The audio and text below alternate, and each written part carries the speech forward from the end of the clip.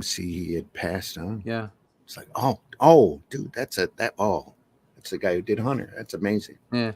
His stuff was fantastic. Paul For the Neary, audience, folks. Paul Neary. Rest in peace. Godspeed. We're alive. Come in, great folks. Artist. Morning. Good morning. Good morning. Good morning, all. Or night. Yeah. Unintelligent Designs already in house. You're a friend of the channel with a name like that. Nice.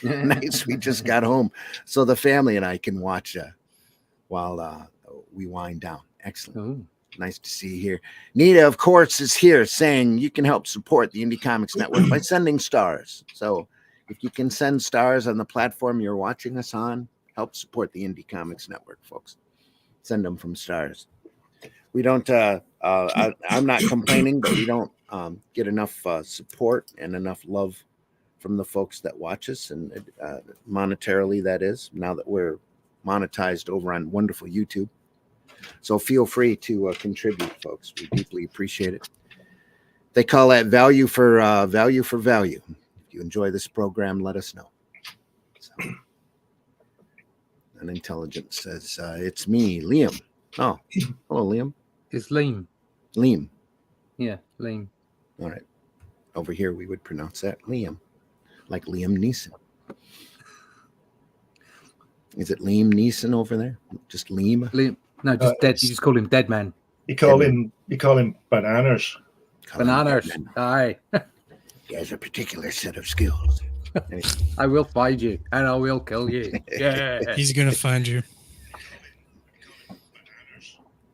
Exactly. Right.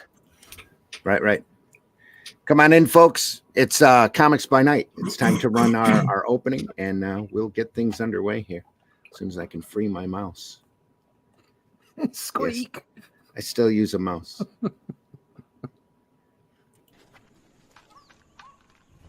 Holy shit.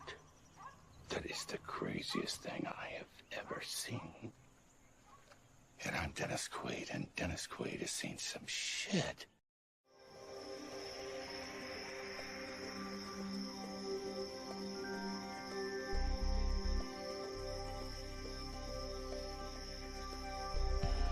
What was that? This is not a charade. We need total concentration. Now, once again, this time, with theory.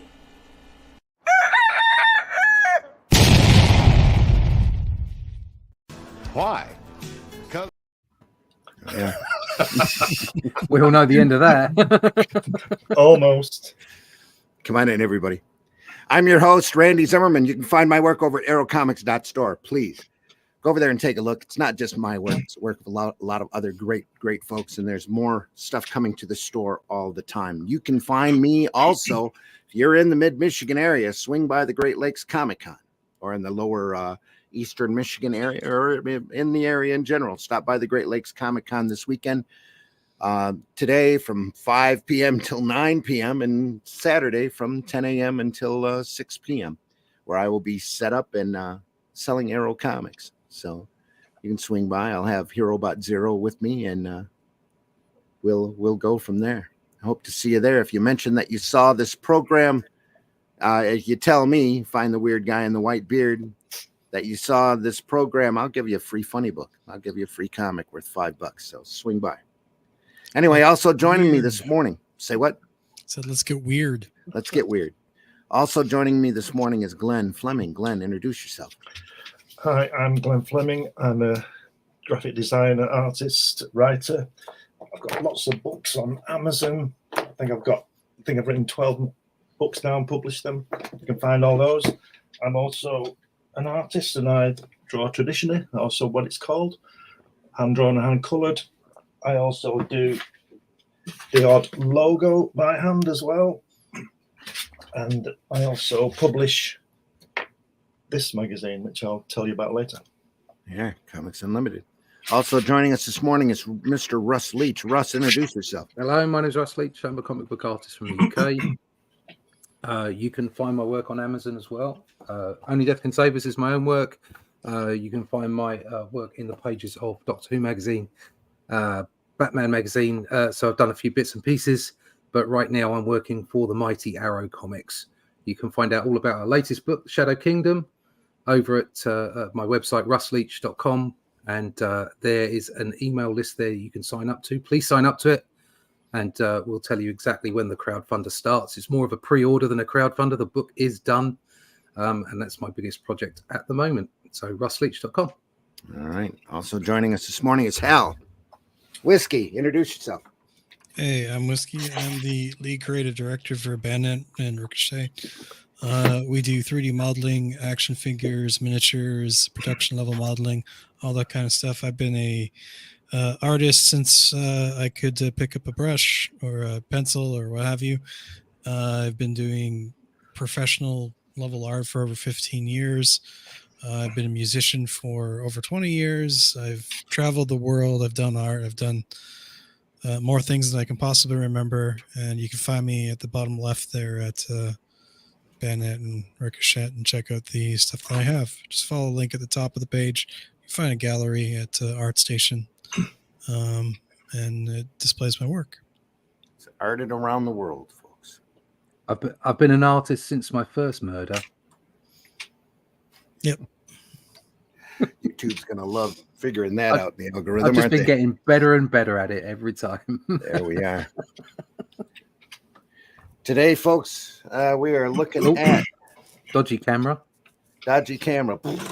No, not that kind of dodgy. It's just a bit blurred, that's all. Two fisted tails. That'll correct itself here in a minute. Yeah. If we had any viewers, they've left now. Is this the best I'm going to get? What the heck? Yeah. It gets better, it, folks. Is it the camera or is it the internet? Memorize. It's a camera. Two fisted Right, okay. tails, folks. We're looking at two fisted tails number blur. Yep. Number 30. Towards the back of the issue. Mm. The story is Fledgling, where we left off by the fantastic Jack Davis. Can you see it now? You No. probably need to leave it absolutely still for the camera to focus. Or do this. Let it focus on the back Oh of my God, look at hand. that! Will it clean up? I know this go. place like the back of my hand. And how's that? Well, Exactly. there's a little speck there and some hair and Yeah. not your hand. Are we good? No. I can read it. No, we're not. No, still blurred. Oh, it looks great on my camera. On my screen, it looks fantastic. I don't read Tinternet. it. Maybe it's just Tinternet, mate. Hold on, I'll check it on the channel just so that we know, because we don't want our viewers. Do we need better lighting? I can put it. No, don't touch the lighting. It's legible, and then it's not. Yeah, I'll go check. I'll go check the actual feed. Can pull out a little farther too. Again, this is my favorite part of the episode. Now it's shaky. There we are. It's tightening up real good there. Well, it's still kind of zooming in and out, isn't it? Hold on a sec. Right. Turn it off and on again. Yeah, it is a little bit blur on the live feed. Still.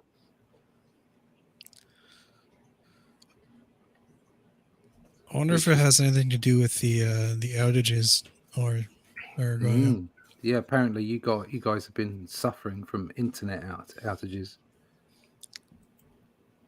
There we go. Look at that. Now that's nice and crisp. Oh, I've just got an H.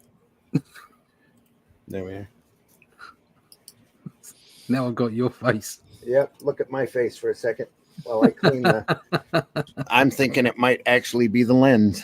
Ah, right. Does it need a little bit of adjustment? Spit polish. Yeah. That's better, without doubt. Oh, yeah. We're getting there now. Still a bit blurred, but we're getting there. It's nice and sharp here. Fledgling. World War I story. Yeah. See, it's coming into focus now. What is it that makes a rookie into a veteran? What is it that makes a layman into a craftsman? Well, all kinds of things, but mostly experience. There's no shortcut. It takes time and experience. Show you what we mean. Let's tell you about an ace who started out as a fledgling.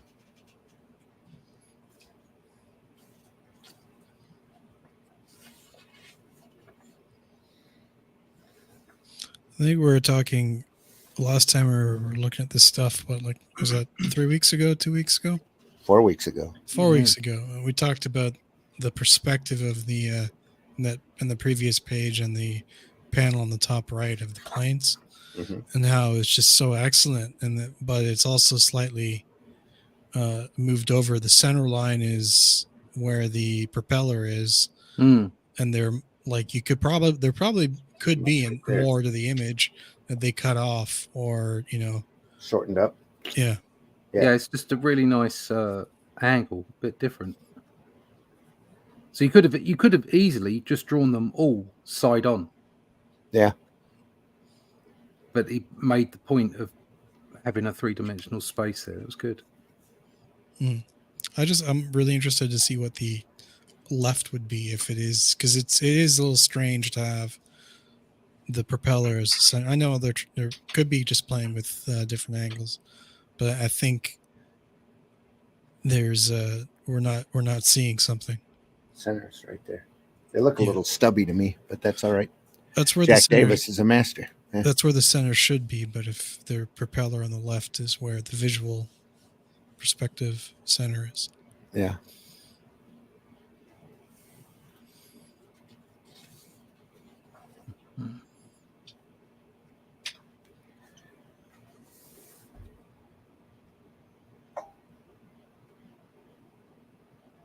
Nice angle here. Some great zip screen work back here. Show the background. A little bit of zip work here. Show the clouds.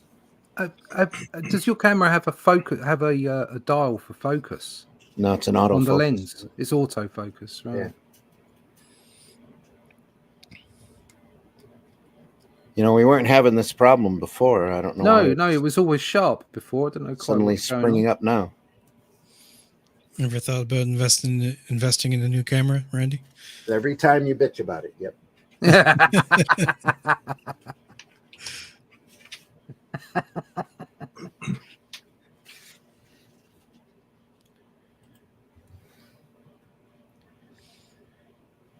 That's weird. I'm still thinking maybe it's the lighting. No, it's not the lighting. No. We can see everything. I mean, that's quite clear.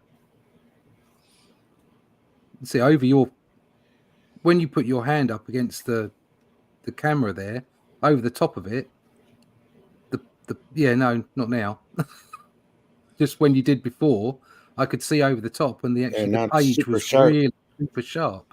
Move the book closer. That's better. There you go. That'll do. We jiggled it enough. I knew it would work. Yeah, that's what she said. She's never said that to me. You must be doing it wrong. That's not what she says. Doubleentendre.com. Come see us. There we are. Get this wonderful hatch work here. Isn't that lovely? Yeah. This is all line work here and here. This is beautiful. Well. This is Jack Davis. Look at the line variance here on this panel alone. It's just amazing. The fear in the eyes there.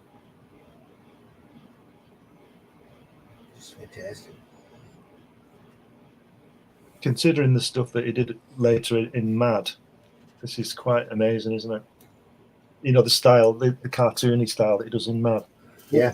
Once again, it shows the agility of the versatility. Agility and versatility of the artist, just to be able to, and like we talk about, like Kirby or Manola, and the fact that they're, as far as straightforward art is concerned, they're excellent. Yeah. They chose to have the style that they had, in order to create a particular kind of artwork. And it's all about the style there. This is beautiful, but it's more of a straightforward style rather than his comedic style, isn't it? And yet it's still his style, though. I mean, I can look at that page and know that it's Jack Davis. You know, his movie poster work and his Mad work still has that same unique look to it. You know, well, there's style working already. There's always some of the artists that will, whatever you do, will come through. It's like somebody was talking about Sinnott's work the other day, and they was saying the run he did on Fantastic Four, and there must have been 5 different artists, and yet it all had a beautiful consistency to it. Yet at the same time, you could still see the penciler through the inks on every one. And I think that's a mark of brilliant artists. The fact that they can kind of change up their style a little bit, but you can still see it's them, but at the same time they can present in a different way according to what they're doing. There's a documentary about Jack Davis on YouTube. Watched it the other night, and he was saying that his big aim at something was to draw the cover for I don't think it was Time magazine, but it was one of those magazines. He said purely because it was so lucrative, and then he finally got one, and I think he did 28. God, he's doing one every week. Brilliant. You know, he was happy just to get the gig. You know, just one. But I think he did a lot. Yeah, I'd love to do. There are things that I had in my mind that I wanted to do. I wanted to draw for Marvel. Everybody wants to draw Batman, and I loved Doctor Who as a kid. So I've got kind of 2 out of 3. Although I've done Marvel characters, I've never done any editorial for them. And the other one would be doing something for 2000 AD. Well, if either of them put me in charge, you'll be my first hire. I'll tell you. Thank you very much. Yeah. 2 out of 4 ain't bad. Or 1.5 out of 4. But yeah, it's to have those kind of your eyes set on doing a particular thing and be able to at least get some of it. But Jack Davis excelled. 28 covers. He got that first gig, and it was obviously so good they kept going back to him. Yeah, I think it was Richard Nixon, the first one he did. Right, okay. I could see that. Yeah, so much so. Yeah. Well, plus Davis had such a huge commercial career anyway in advertising and movie poster design and all of that. Just amazing run. I don't think I'd hire any of you degenerates. No, I'm just kidding. Then I'd hire you all in a heartbeat. That's okay because we've got the pictures. Two-Fisted Tales, number 31. I swear, I think that's how most of the horse trading is done in current publishing. People have got pictures of other people with things in their mouth. No, it's what boxes you check. That's what she said. That was the 90s and 2000s. We used to say about hiring at Marvel, it's not who you know, it's who you Yeah. And that's the way it was looking for the longest time. It's like, how did they get the job? Holy crap. You know, I was retailing for a good 10 years or so at comic shops. Met my wife while I was comic shop retailing. I got out because I was reading comics every Wednesday. Actually, it was it's Thursday and then switched to Wednesdays. And every night we'd take all the books home, a copy of each book home with us, so we knew what we were selling. And I'm looking at this stuff going, man, I could write better than this. Yeah. I had to stop retailing after a while and get into the trouble is that they don't. It's not an open. It hasn't been a meritocracy for quite some time. Sadly, it gives the impression of meritocracy when you do see like excellent artists and excellent writers come out, and so you think, oh right, well they're selling well, but they're not. They just happen to have gotten through the process, and because they are excellent as well, they make a they make a dent in the industry, as it were. They become prominent. But the whole process is, somebody said the other day, is nepotism a problem in today's industry? And I said, no, nepotism used to be called networking. It's been going on forever. Yeah. Well, even back in the golden age, it was all, hey, buddy, can you give me an 8-page story? Well, Stan Lee got his job because he was the nephew of someone, wasn't he? Yeah, he was the nephew of Martin Goodman. He was the guy who owned Marvel. Yeah. Candace. So okay, he was the man that changed the industry. Okay, we can argue the toss about his input on particular stories and creations, but he did change the industry. But he didn't get there because he was able to change the industry. He got there because he was the nephew of somebody else. He's the prime example of how things worked back then, because he got the job of editor-in-chief for Timely by default. Because one, Goodman couldn't find anybody else to do it, and two, nobody worked as cheap as his nephew. There you go. So he tossed him into a small office space, says, "You're in charge of the comics," and shut the door. And so, of course, he became the main writer because he couldn't get a lot of people, sending in scripts and stuff. So he would do it himself. That's how he got. I'm telling you now, if DC wanted me to do 20 pages a month, you'd be surprised, DC, just how cheap I can be. Yeah. Would you really want to work for DC though? No, I don't really want to work for DC and Marvel at the moment because I don't really like 90% of the stuff they're pumping out, to be honest. If I wasn't bothered, I would love to be the editor-in-chief for 2 years just to show them how much money they could make. The problem, my problem is that obviously Batman's Boyfriend by Bruce Leach. Tim. The problem I have, King. This is a discussion I had with Peter Sametti, is that he was completely like, no, I'm done. I'm absolutely done. Whereas I've still got this connection to those characters. It's I allow myself to be still connected to them. So there's still a little bit of me that would kind of go, yeah, okay, I'll draw that just for the sake of just for doing it, Yeah. But I'm still of majesty and wonderment still there. Yeah, there's still a little bit of that Disney there. Do you know what I mean? The Disney of when we were kids. There's it's still in there at the back of your head. It's one of those things you can't lose, which is part of your love of comics, isn't it? The original, the comics that you read as a kid, and those things that really, really meant a lot to you and inspired you to be the thing that you are.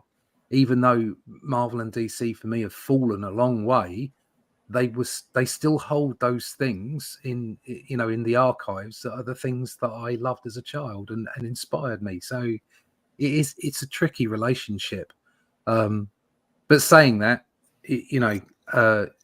there's a lot to be said for your own work and for creating new things. And I think we are in an age right now with the comic book industry where it is on its knees. And if you're going to do something for yourself, now's the time. Now's the time. Yeah. Now's the time, which is why why I'm with Randy, why I'm with Arrow, why I'm doing the stuff that I'm doing, because there's the opportunity to do it. But it was, I have to say, it was a highlight to be able to draw Batman. Was a highlight. Yeah. And in all fairness, the kind of stories that were being written, because we're over here in the UK, they're not part of the main canon, as it were. They were almost like old Bronze Age stories. They were fun, and that solid entertainment. Solid entertainment. They were good fun. There were 10 pages of adventure, and that was what I really wanted to do. So, yeah, I've been fortunate, very fortunate. I think unfortunately, Marvel and DC don't capitalize on this, but there's a huge callback to that era, those days, and DC was figuring that out when Didio was in charge. They were doing those facsimile books, reprinting the exact comic with a higher, of course, a higher cover price on it. And he didn't understand why they were selling more of those than what they were the modern comics. So he said that in an interview at least once. So there you go. I just want to point out how great this cover is. It is. The layout of it. This is Harvey Kurtzman. on the cover. They did 3 Civil War issues, 3 out of the 4 that they had planned. They wanted to put it together into a book and sell it at schools, because they go through each issue's got 4 different short stories. So there would have been 16 episodes covering the Civil War. So they got 3 special issues done, and this is one of them. What a great cover. It's one of those it's one of those great pieces of comic book art which do exactly what it's supposed to do. So it's a moment in time. It's a still, because the cannonball has bounced off the water and you can see it there. And it's that split second, the world has stopped and you've drawn that image. And yet at the same time, it's so very animated. Yeah. There's so much movement in it. You can feel the cannonball coming towards you. You can feel the agitation in the characters and the figure drawing. It's just what a wonderful image that is.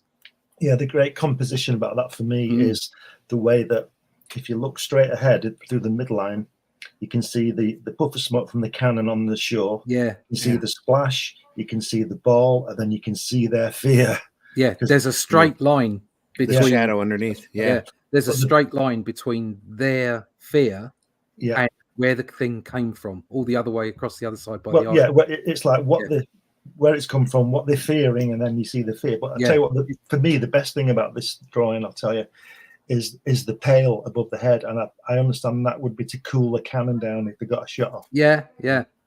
Look at the behind the E and the S. Behind the E and the S.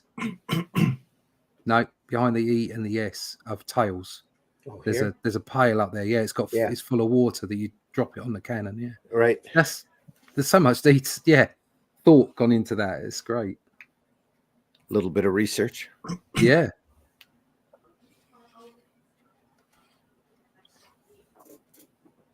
Blockade. Oh, look at that. Wow. That beautiful. Is this Wally Wood? It is Wally Wood. There you go. I'm starting to understand that bottom right hand panel. Good Lord. Right in here. You probably know this, but the American Civil War was the first time that submarines were used. Yeah. I didn't know that. Submersibles, Submersibles. Didn't know that. I'm sure I've kind of seen it in some old films, but just thought, they're just old ironclads, like they mentioned the Thunder Child in War of the Worlds. That was a boat, though, wasn't it? That's a battleship.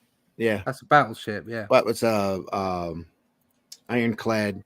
Half of it was underwater, wasn't it? It was almost like a floating platform. Didn't Jefferson create cannons on top? Well, all boats are half underwater. Yeah, that's true. That's sorry. I thought Jefferson created a sub. What's his name? I know he had an airplane. That's funny. With the right drugs, everybody had an airplane back then. That's for our older viewers that remember Jefferson airplane. Sorry.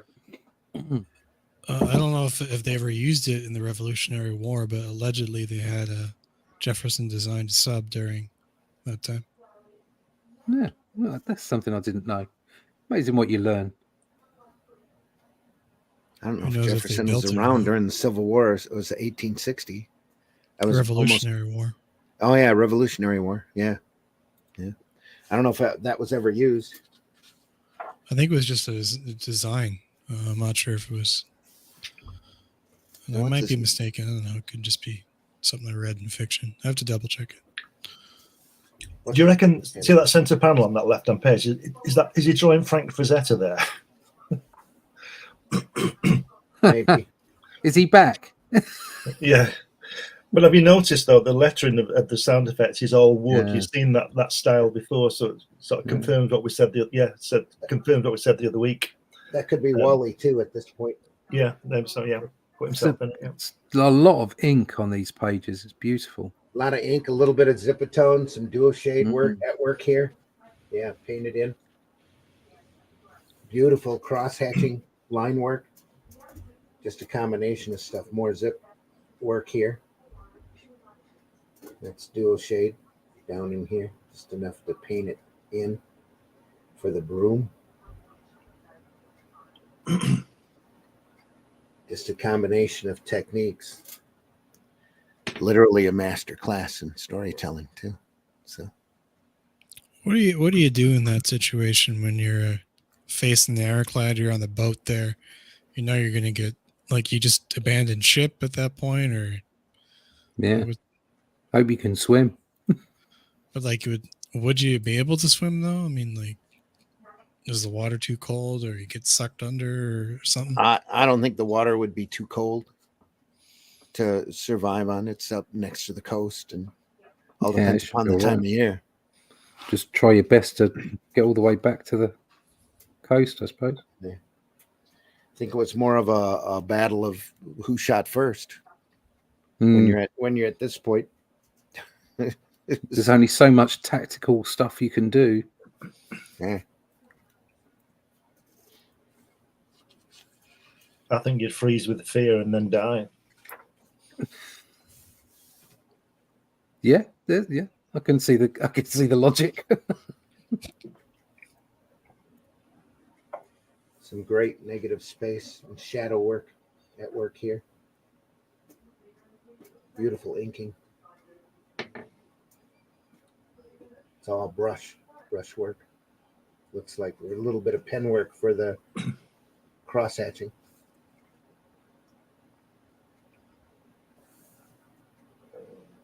I told you that story about Wally Wood when the repeatographs came out, didn't I? I'll tell you about that one. Huh. He was working in some studio in the 70s, I think, or maybe late 60s, and those repeatographs came with a in pen. Do you remember those? Mm-hmm. And very stiff, weren't they? Because they're technical pens, aren't they? Yeah. And he was working in some studio somewhere, and the younger guys had these repeatographs, and they were going on about how great they were. And they showed Wally this repeatograph, and he was using it and stuff like that. And the next day when they came in, he was already there, and the guy couldn't find the holder for his repeatograph, the holding piece that holds the nib. And Wally Wood was using it to smoke his cigar through. He had his cigar stuck in the end of it, and he was using it as a one of those things. To show the the contempt that he had for this new drawing instrument while he's doing all this with his brush.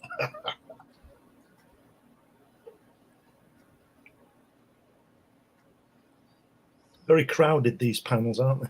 Yeah. A lot happening. Gives you the sense of lack of space of where they are. Yep. Crammed in like in Das Boot, nowhere to go. There she comes, borders away. Just dropping its stern, too blame fast. The Noah's Ark is too blame slow.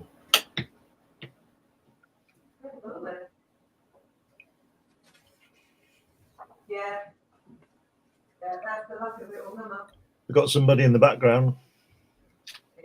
Somebody talking. Yeah. Oh, can you hear that? Yeah. Okay. It's all right though. Blame Russ again. Can't quite make it out unless they start screaming obscenities. You're fine. Look at that middle panel on the left page there. The dude sitting on the edge of the tub with the beer gut hanging out. Yep. Sorry, Nico, shut the door. Oh, you're fine. You're fine. Don't worry about it. That was my wife on the phone to the bank. Oh, well, even still. We know her voice was raised. We know how much money you've got now, Russ. Yeah, none. Yeah, I was going to say we know how much money you haven't got. Beer belly here. Yep. Beer belly. Beer.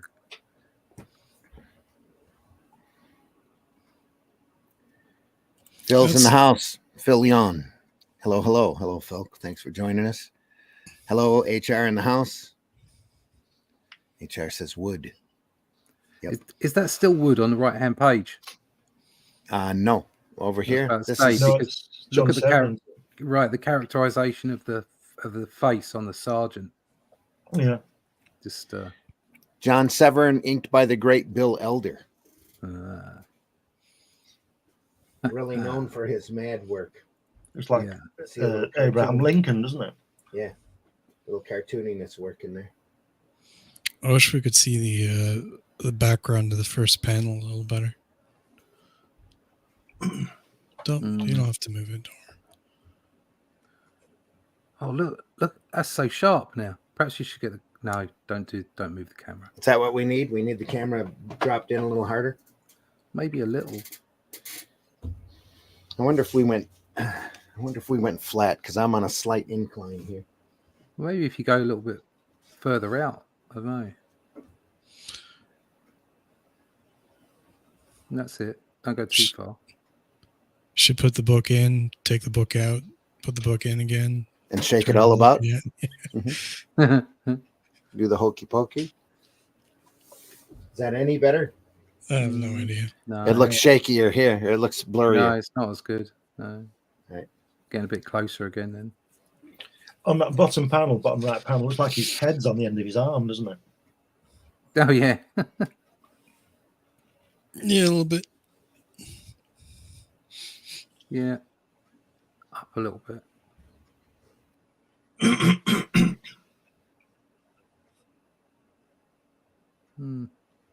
That's weird that the camera's changed from one week to the next. Yeah, it doesn't make sense to me. No.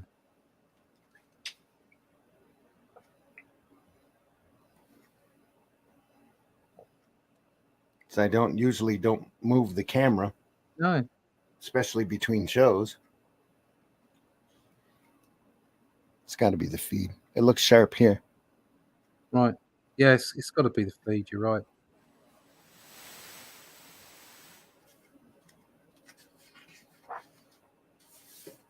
A great face. Could be any number of things. Like Fantastic inking at work here. could be the grounding you have in your basement. It could be the cable that you're using. It could be the lots of things. The RAM on your computer is not fast enough to do all the streaming and all the stuff at the same time. It's top of the line. Or it was top of the line like 8 years ago. Yeah, I had the fastest car on the planet 500 years ago. Yeah. I had it for a little while, but It's doing okay at the moment. when I bought it, I got my IT guy to give me the best of the best at the time. That's as clear as it's been so far. Got like 2 terabytes of storage sitting there. Most hardware is designed to fail within the first 3 years. Yeah. Don't Could expect be- your could be computer to time to last up the longer than RAM on 5 it years, then. really, at a time. Yeah. Should talk to him. I'll have to talk to him about upping the RAM on it. So I'm sure the technology's gotten bigger. Every time I go to buy a thumb drive, it's more and more memory. So Yeah, it's but crazy. RAM's the key. That's what That's moves what she things. said. Yeah. RAM is the That's horsepower, what right? she tells me. Yeah. And memory is your truck Storage. bed. Yeah. Ram's the joint top Paul McCartney solo album. Oh, that poor horse. It's drowning. Yeah. You can just feel the damp in that, can't you? The rain and the Yeah. Mhm. everyone's down. heavy Yeah. with water. It's-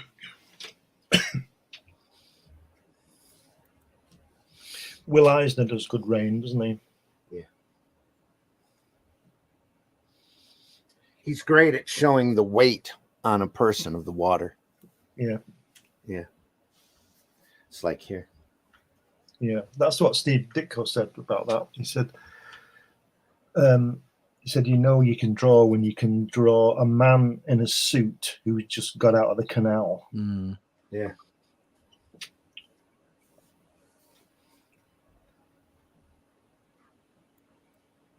Great stuff. A little bit of zip screen here. Not much, just enough to gray up his uniform.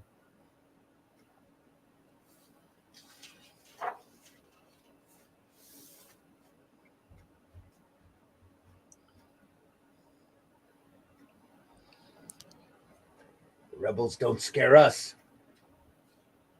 That's because they're scum. We've held boys, hurrah. It's because everybody's got trench foot and dysentery.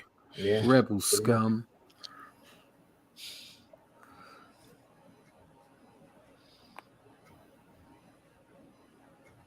Oh, you're a veteran now. Here, take this. I told you.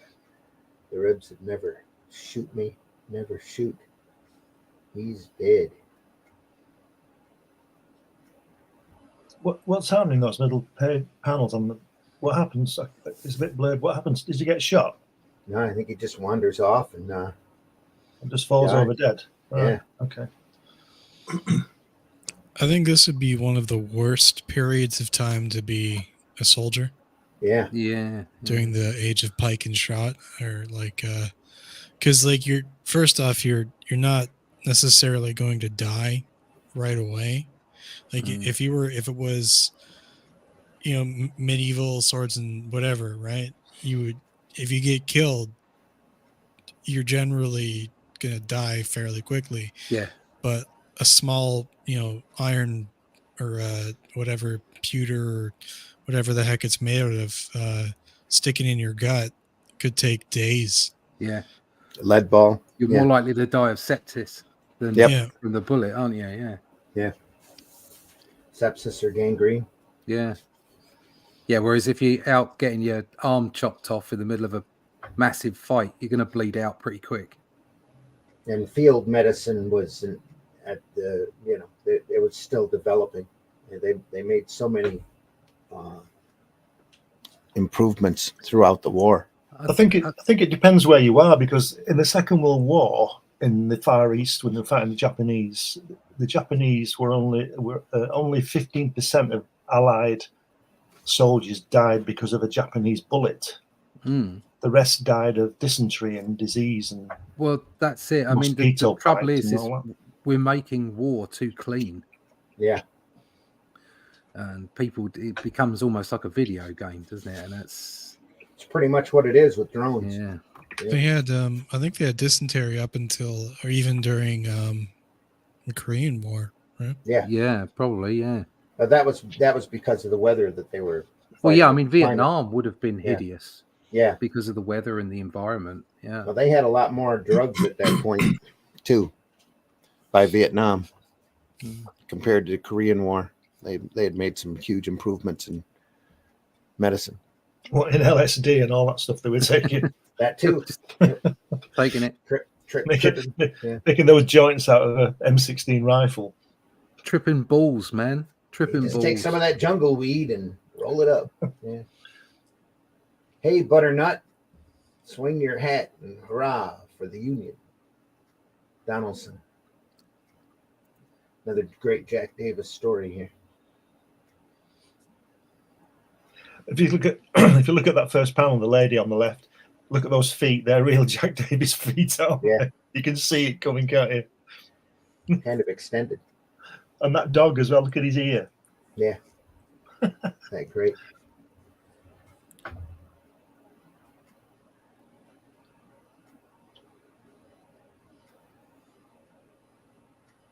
This guy's got some chaw. Yeah.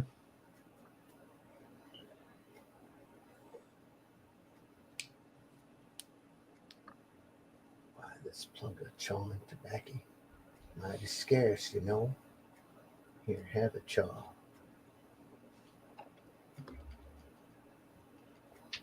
Yep. Donaldson.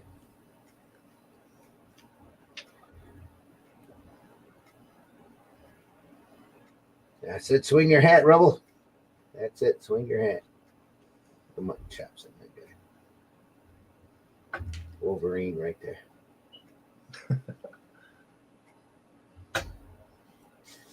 Probably was Logan. He's blinking at the camera.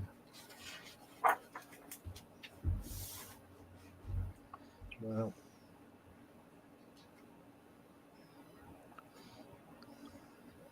I always wonder who designed those crazy hats that they wore in the American Civil War. Yeah.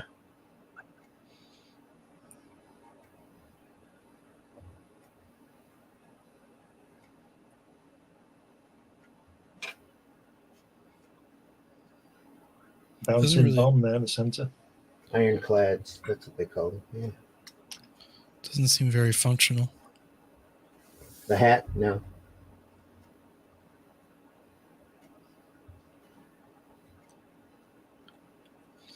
This ties back to the cover. Yeah. Nice negative space here. I mean, I know all injuries are pretty horrific in war, but imagine getting one of those on your chest Yeah. or on your head. You wouldn't feel it for long. Yeah, No. it'd be pretty instant, wouldn't it? Yeah.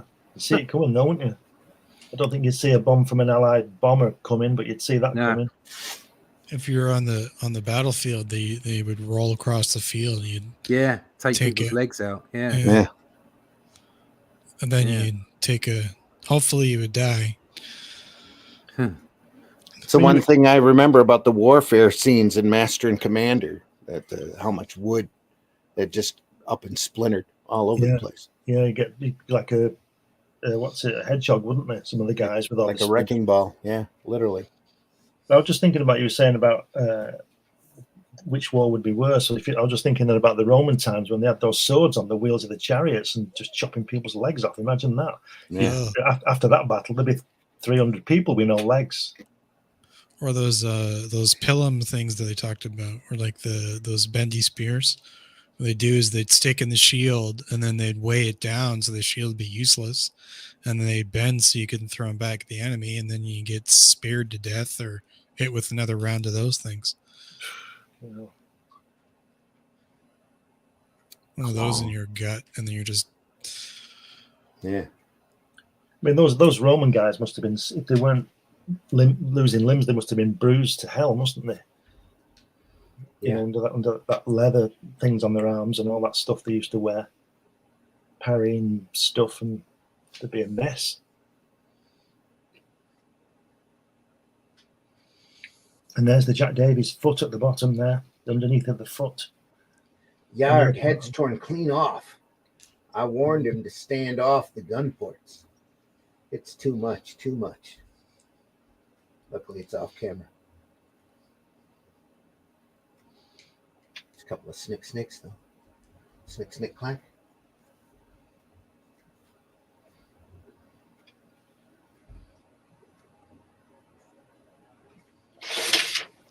I think I would definitely prefer to go in like a modern war, like World War II up. Preferably like a sniper with a really good aim. Yeah. I don't know, majority of that was real gruesome. Well, being a sniper, you'd be away from most of the action. No, I say, well, if I was going to be taken out by the enemy, I'd prefer to be. Yep. Yeah. Quick Seems shot by a sniper. Yeah, you're done, right? They used to aim to wound, though, didn't they? Oh yeah, because then they would have to. That's what the Viet Cong did with those little mines that they'd make out of a bullet. Because what they soon recognized that while they would leave their wounded, the Americans wouldn't. So what they would do is knock out 3 men with 1 bullet. One would get it through his foot, and 2 others would carry him. Right. So you knock The 3 numbers men. game. Yeah, you knock 3 men out. Yeah. Mm. Huh. Tacticians. Mm-hmm. They're very, very clever, those people. Mm. Art of war and all that. Yeah. I know it's a different country, but still, the whole sort of approach to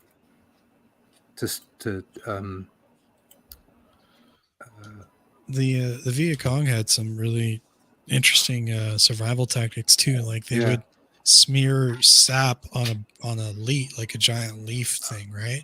And then use it like almost like a giant fly swatter, and they just see a bird or whatever going by like a tropical food, and just stick it with the thing, and then they have a meal, and they carry these little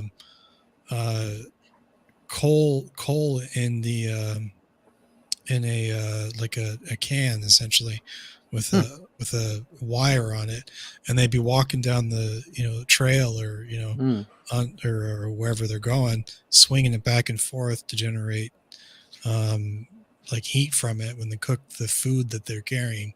Wow. So they could always remain mobile. Blimey, that's impressive.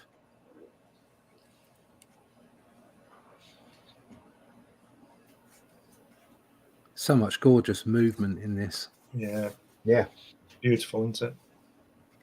You can see, like we've said this before, but you can see that, because there's so much black and white in 2000 AD, the great 2000 AD artists must have been looking at some of this stuff. Yeah, they must have been. Must have been inspired by it.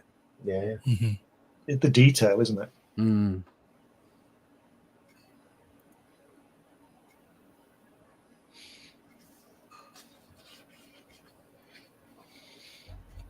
There was so much great black and white stuff. I think the Marvel, the entire Marvel canon got reprinted in black and white over there 3 or 4 times. Yeah. The Rebs are running.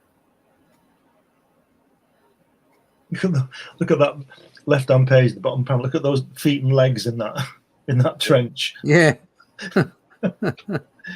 In fact, they look like the guy who's looking at us, don't they? They do a little, yeah. Obviously not. He's obviously been missing out on leg day for quite some time. Yeah. But you can see that sort of comedy in there that Jack Davis does. Yeah. Mm-hmm. I bet he's having a great time doing this. But probably not. Probably enjoyed it when he's finished it. Probably. He's concentrating while he's doing it. He's not singing and dancing while he's doing it, is he? Mm-hmm. Back to 8 butternut, swing your hat. Hey, look, another rebel house. That steamboat at the top looks like a tank, doesn't it? It's clunking too.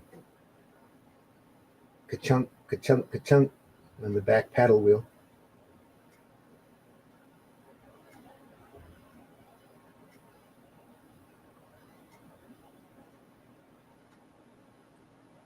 Say, looky, who's coming on board? Ain't he the Yankee general? Must be a tough bird. Wouldn't give us any surrender terms, only unconditional surrender. What's his name? What's his name now? It's Grant. You, well, unconditional surrender, Grant. Yeah, I wonder what the Battle of Donelson was like. Hey, butternut, swing your hat. Hey, look, it's another rebel house. There's some great names in those days, Ulysses Grant. Ulysses. Story ends as it started. Yeah. Great ad for Weird Fantasy. Still selling picture stories from the Bible.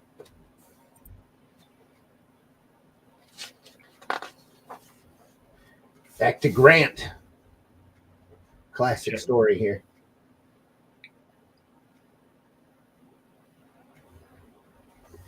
That bottom sequence is fantastic, isn't it? He's got that cigar, then he's sucking on it, holding it, and then exhaling. How good is that? This is all Severin here. Yeah.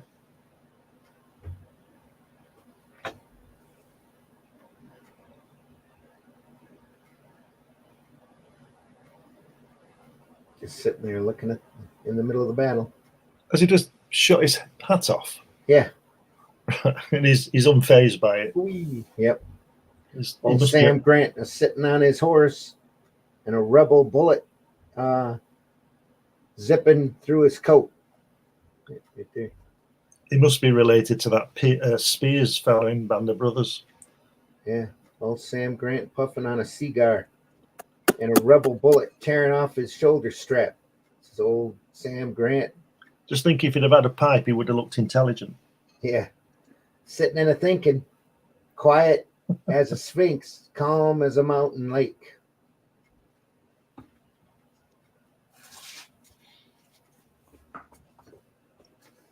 On a sunny day, because I've seen some mountain lakes that Yeah. aren't really very calm. Beautiful brushwork here, especially on Isn't these it? faces. Yeah, it's gorgeous stuff.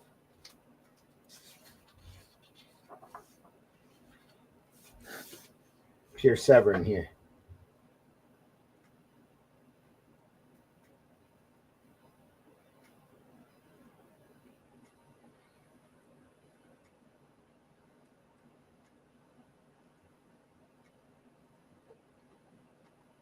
Very cinematic. Oh no, Ulysses can take care of himself. Yeah.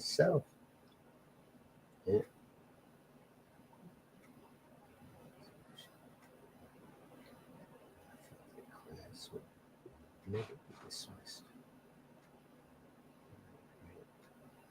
Blessed with them. Chimes went off in your pocket. Nothing inside. Phase you grant. To be Grant in his early years.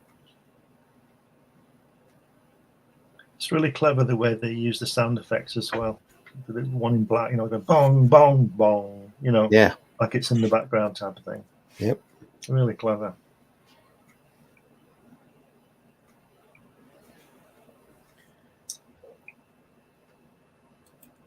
Anarchus in the house. Hey, Randy, what's up, everyone? Hope you're doing well. So, Randy, you still coming down for Great Lakes Comic Con? Yes, I'll be there. I'll be there later today. And down there right after I pick up the wife from work.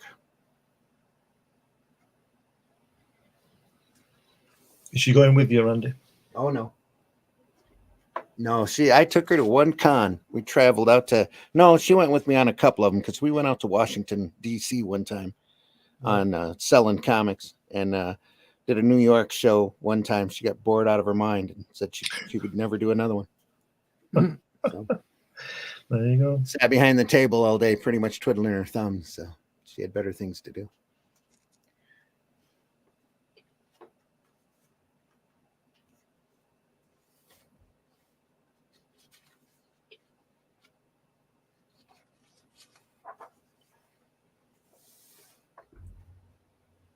Oh.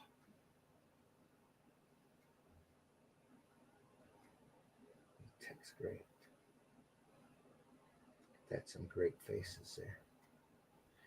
Special guest appearance by Mr. Indiana Jones right there. Yeah. And homage to Jack Davis at the bottom. Yeah. Some fantastic inking work here. Severin ends up doing a lot more on his own here later on. Pretty much from this point on, I think he starts doing a lot more stories. So last volume of Two Fisted Tales, a lot of it's Western work. This is some fantastic artwork, just like this. Look at that woman's Somebody face. at the door. They're coming to take you away. Tell him you already found Jesus. Got to be a Jehovah's Witness. Someone's knocking at the door. Someone's ringing the bell.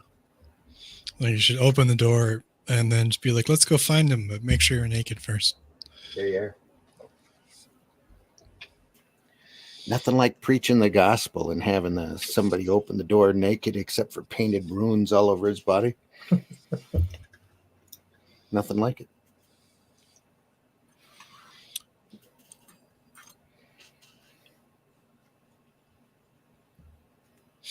Sam Grant. I've been researching the Civil War recently. Saturday, so I'll stop by and do that. If I don't find you first, I kind of go ahead, Whiskey. Sorry. No, that's fine. What I was saying is I was researching the Civil War recently, and a lot of it isn't as cut and dry, and the politics or the as the TV tells you. No war is, yeah. It's all, First media. casualty in a war is the truth. There you go. Yep. So Lincoln had a hard time getting anybody to act there for the longest time. This is why the war trudged on for so many years. Lincoln would put a general up there and they wouldn't do nothing.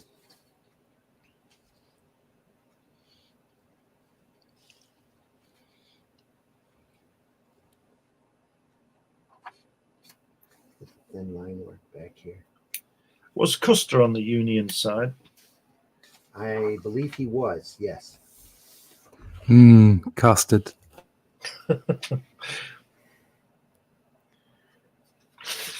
See, he was a prick. They had to get rid of him, an egotistical bastard, so they sent him out west. Sent him out to South Dakota. He goes out there and they he's dealing with the natives like second class people. It was genocide, wasn't it? Yeah. Just running them over, and then they discover gold on the land they had designated for Indian reservations. Oh. Custer is famous for running back to Washington, D.C. and getting in front of Congress and yelling, "There's gold in them there hills." Yeah. It's a Custer line. And then I read he was. Is that Custer who said that? Yeah. I read somewhere that he was going to run for president. Oh yeah. Yep. He was only about 37 when the Indians got him. Yeah. So he was only a young man. He was out there, being a vicious, making a mark. Yeah. He was getting ready to run. Designed his own uniforms and everything. It's just almost like Patton. It's yeah. You find the right people that are made for war, and that's what they'll make. That's all they'll make. That's all they'll know.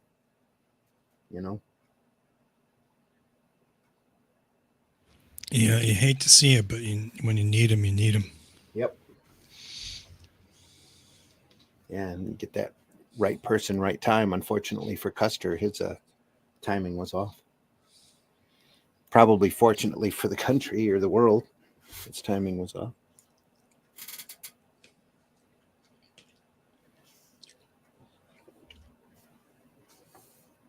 And the natives, the different nations had enough of him, so they, Little Bighorn. Yeah.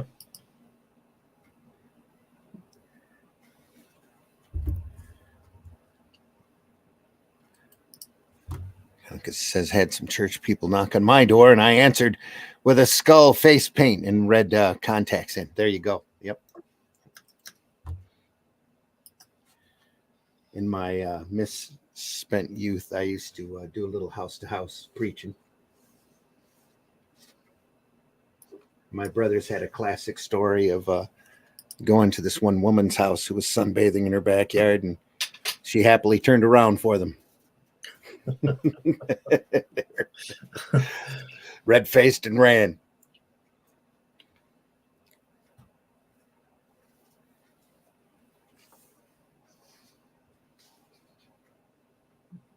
Get that last panel with all the holes in him, and he's okay. Yeah. He shot his epaulet as well. A smile bends General Sam Grant's mouth. This is his element. He'll be here. He'll be all right now. Yep. Right person, right time. Moving on. Two Fisted Tales, number 32. Yamato class destroyer coming with a bone in his teeth. Take her deep. See who did that. Is that I'm not sure if that's Kurtzman there. Wow, come on. It's got some great detail to it though. Looks like wood. Looking for a signature and I ain't seen it. Yeah. Nice painting though. Just It's fantastic lovely, colors here. Yeah. It's fantastic. Wonder if that was probably Marie that did that. It looks, the edges of the submarine under the water looks a bit like Frank Bellamy type of thing. That those dots. Yeah, it does. All of that stipple work here. Yeah, it's beautifully done. Brilliant. Yeah. I doubt that's Kurtzman. Could be Wood. I think it's Wally Wood. Probably off a Kurtzman layout. Over here, we have an example of some of Kurtzman's pencil thumbnails. Who did the previous cover for the one with the skipping across the water? That was Kurtzman. So this is probably because he did some stippling and work in that as well. That's probably Kurtzman again. I'd be surprised if that was Kurtzman there.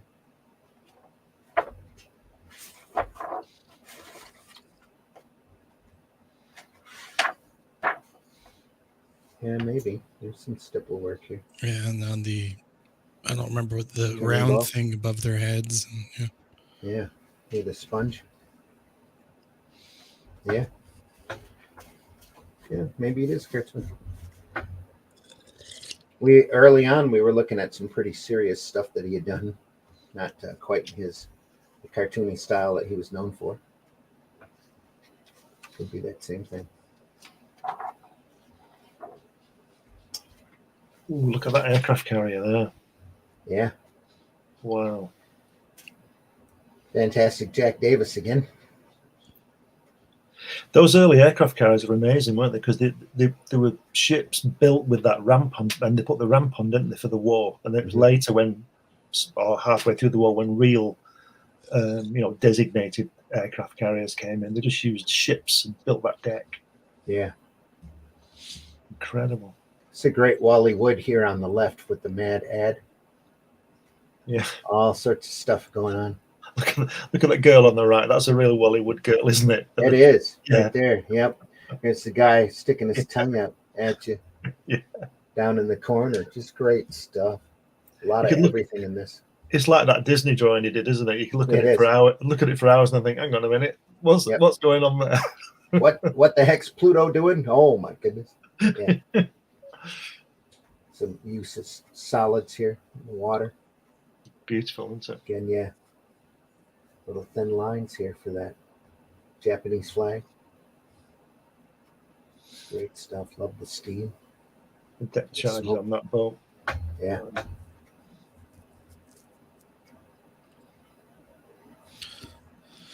What a way to go. In the captain's stateroom, board the destroyer, protecting the carrier's port side. 3 gilded frames hang reverently on the wall. They all contain a picture of Hirohito, Emperor of Japan. Why 3? They're symbolic, just as on the American sub. Good likeness, too.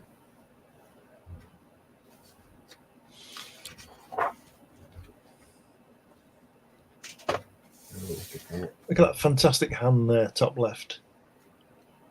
That looks more like Wood here than Davis. Some of that inking is just amazing. Look at that rain at the top. Good. Look at the rain coming down from the clouds on that sea. Yeah, just Wow. amazing. That's all thin lines here too. Reflection of the, No gray tone, just thin lines and cross hatching here.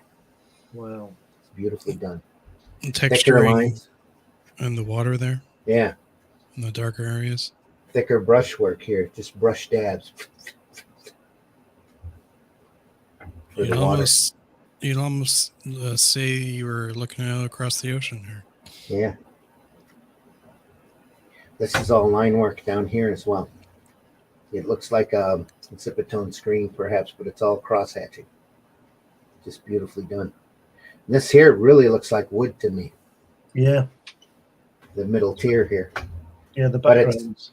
it's got a bit of Davis to it. It's got that Davis style and cartoon look to it. Look at that hand. That's definitely Jack Davis. And I would imagine if it was Wood, the sound effect would be a lot thicker too. Yeah. This, Yeah. what year did this come out? This particular 52. Yep.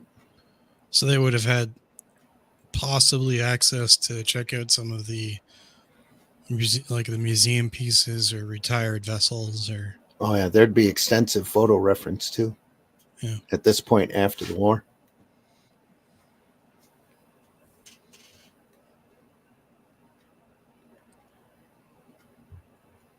Konica says he's heading back to bed. Good morning, guys. Take care. See you later today or tomorrow.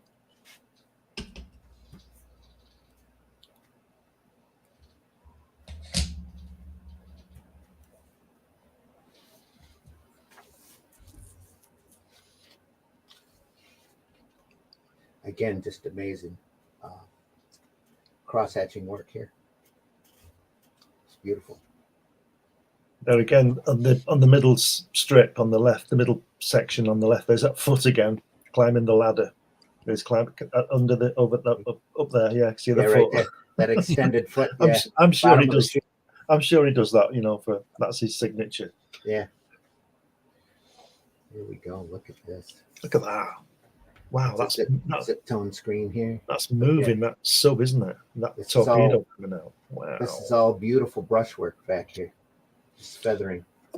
Just unbelievable stuff.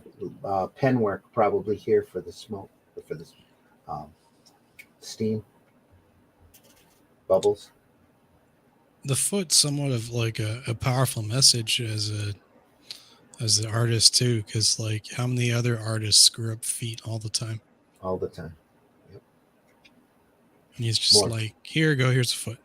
Fantastic. This is all cross hatching, thin line, thick lines, working it with each other. The brush lines here in the hair, just phenomenal. There's a master class in inking right here on this page. It's great stuff.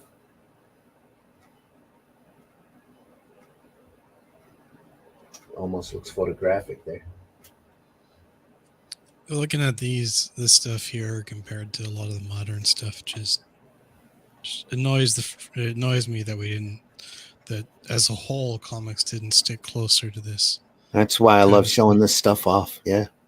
Look at that panel. Very rarely. Sorry. No, go ahead. The torpedo one. Good God. Yeah. All that feathering back here. It's just amazing. And we talk about black and white and color. Mm-hmm. I could imagine this in very basic flat colors as well. Yeah. Can you imagine a blue tone across that panel? Mm-hmm. Yeah, I'm sorry, I was just away from the desk. I only caught the end of what Whiskey was saying there. Not a problem. I think if I got that right, I think we haven't moved too far away from this stuff. Yeah, and this is all line work here. Yeah, I mean, look, it's all line work and cross hatching. Just from amazing. You know, I'm constantly banging on about anatomy and body language. Those bottom three panels. Yeah. Wow. I was saying this one, it almost looks photographic. Mm. Yeah, I've said it you before. You can feel movement in it. Yeah. I've said it before that these people knew how to draw. Yes. Yep. The best of the best at the time. Absolutely. And there's no maybe pin-ups without here. being too controversial, that's what's missing in some comics today. Yep. You could almost say this is illustration. Oh no, you could say it was illustration. Mm-hmm. Very much so. Yep. See, I think Rusty's right there, but only partly right. I think what's missing is everything. Storytelling, ideas, artwork, coloring, lettering, the whole thing. In my view, I have no doubt that because of the way the comic book industry has slid financially, okay, for all kinds of reasons that we are aware of, as far as predatory practices and distribution, all kinds of stuff, you add it all together. Mm-hmm. When we're now in a place where you don't get that mentorship anymore. No. And because of that, certain things are being lost from the process because so many people are kind of doing it on their own and going, oh, well, I've got to do it on my own. I haven't got any mentorship. And they're going out there and doing it. And they're missing real important elements like storytelling. Plus going from one panel to the next and making it work. Yep. Plus at this point, this is the early to mid 50s. Comic strips are raging, and the people who are doing comic strips are making bank and taking their time doing solid artwork like this. You know, Milt Caniff is out. Even the guys with the more cartoony styles are doing super detailed, beautiful work, and it's a very respected form. And here with comics, they were at a point where they were definitely splitting in two, where you had Gaines gathering all of this great talent, doing just phenomenal individual stuff.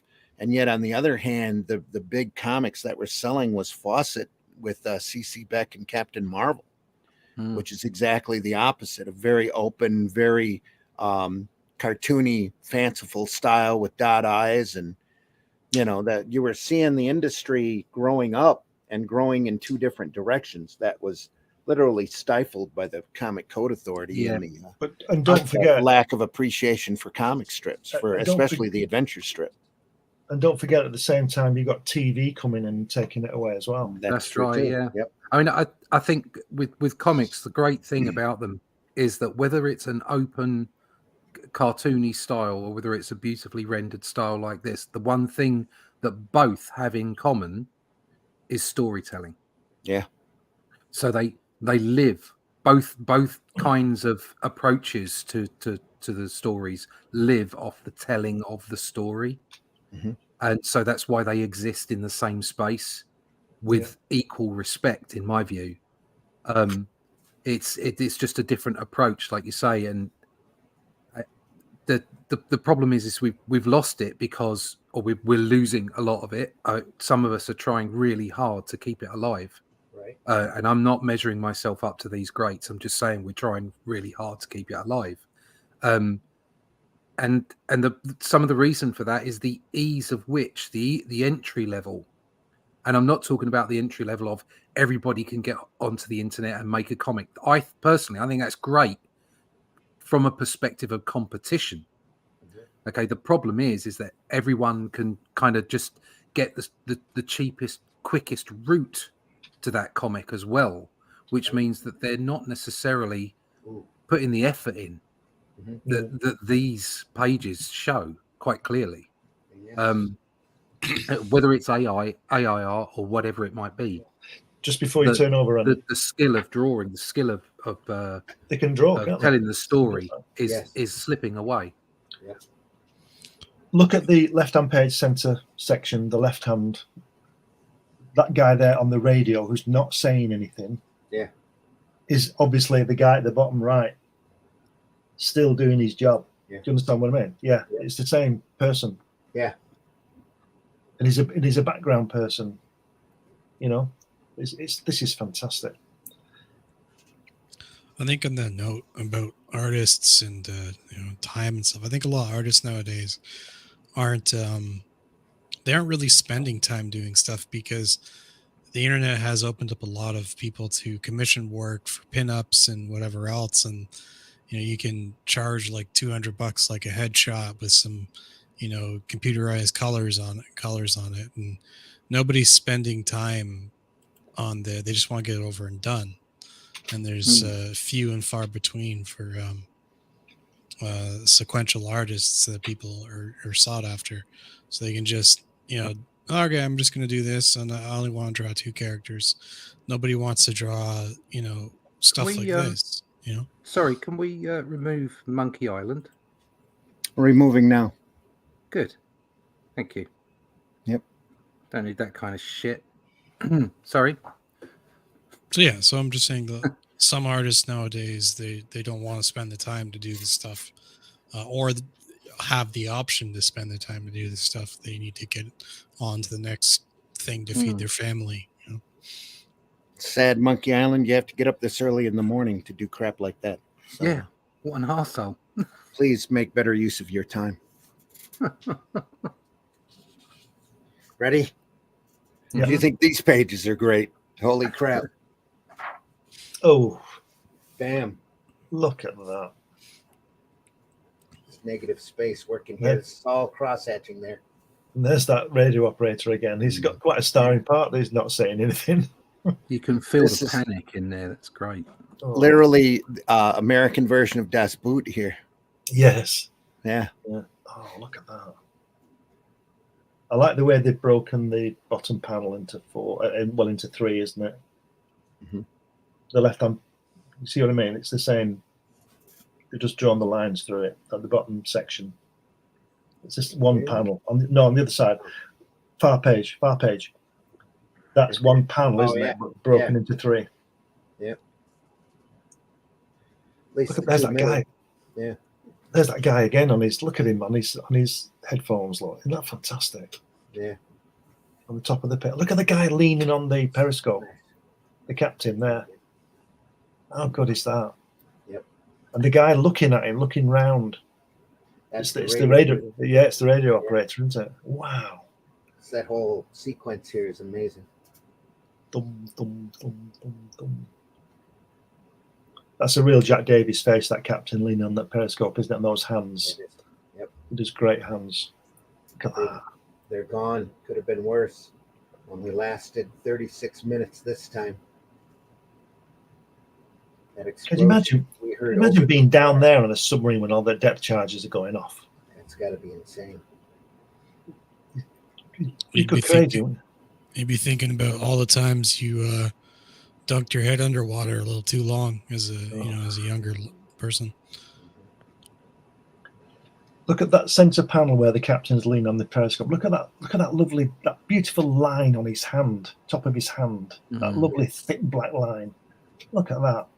Absolutely amazing. This is zip screen here on the periscope just to make it look metallic. And again, we said before that it's very crowded in there, isn't it? It's very small, very claustrophobic. Can you imagine the smell? That too. Unwashed. Where's there's probably not a lot of showers going on there. Apparently that didn't work. I could tell you a story about an Apollo command module with regard to that.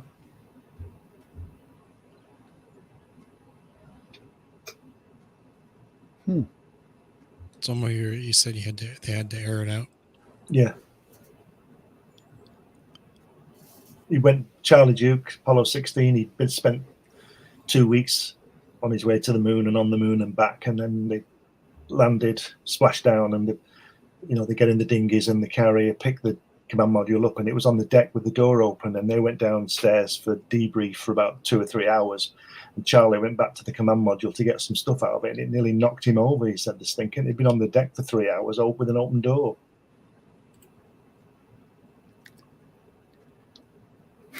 All right, Dixon. I bet it smells a lot like your rooms. All right, buddy. I don't know. I'm quite fastidious. My room is very clean.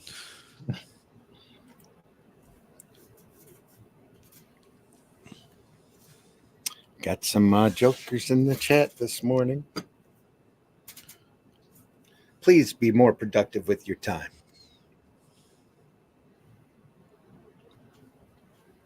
You don't need to be bothering us. We're looking at some great stuff here.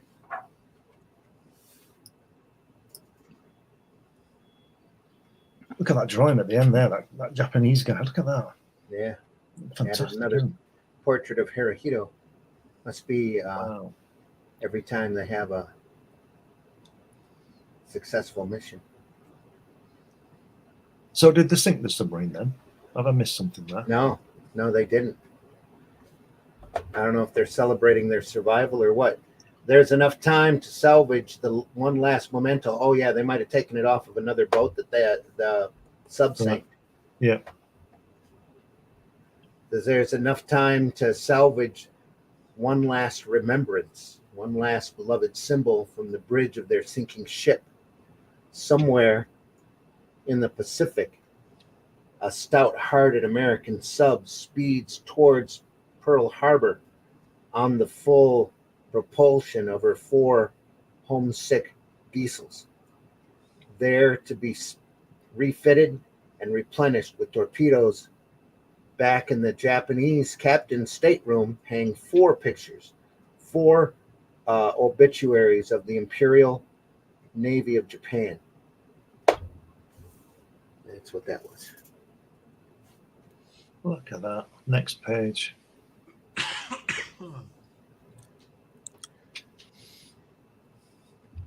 Wow. So looking over to the right at his buddy and the thing, he's like, is it numb yet?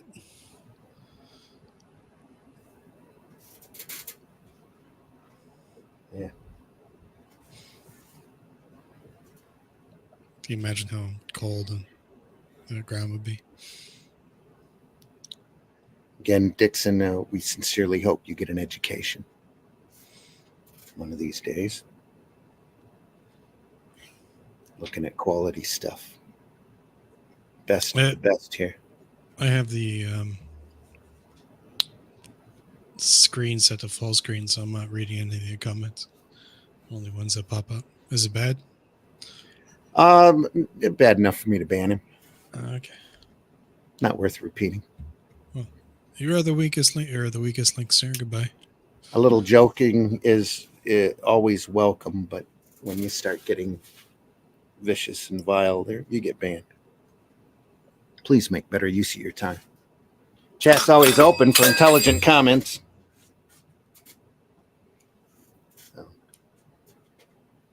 Lost Battalion, Mr. Johnny Craig here. Look at that lovely holding line on that soldier. That big, thick line. Beautiful. You can tell this guy inks well, which of course we know he does. But you can see it right there. The guy lying on the ground.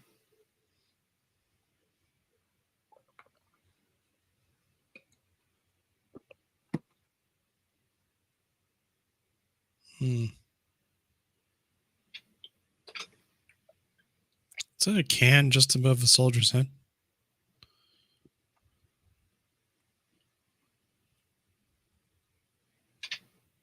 Or a rock? No. That's a canteen here. Where The middle panel. Here? Lower middle panel. Lower middle panel. Yeah, it is. Right there, that's a can. Interesting. Can the can. Can the can. Probably some Franks and beans or something else, I guess.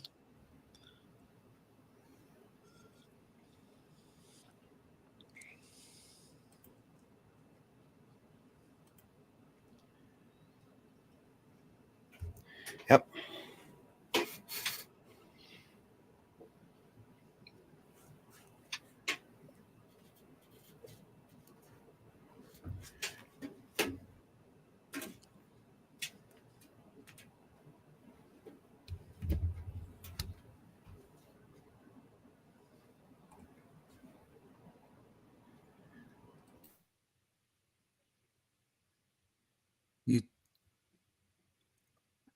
You're muted, Randy. Probably for a good reason. I I hope anyways. thought he was pointing at something and he was muted. Maybe. Getting more open with the style here.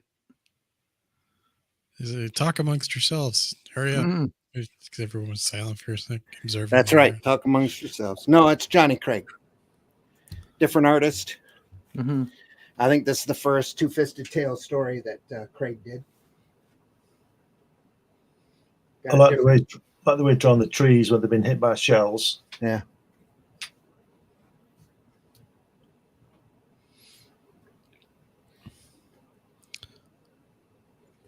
He'd have a lot of mentorship from the other artists too, at this in their experience.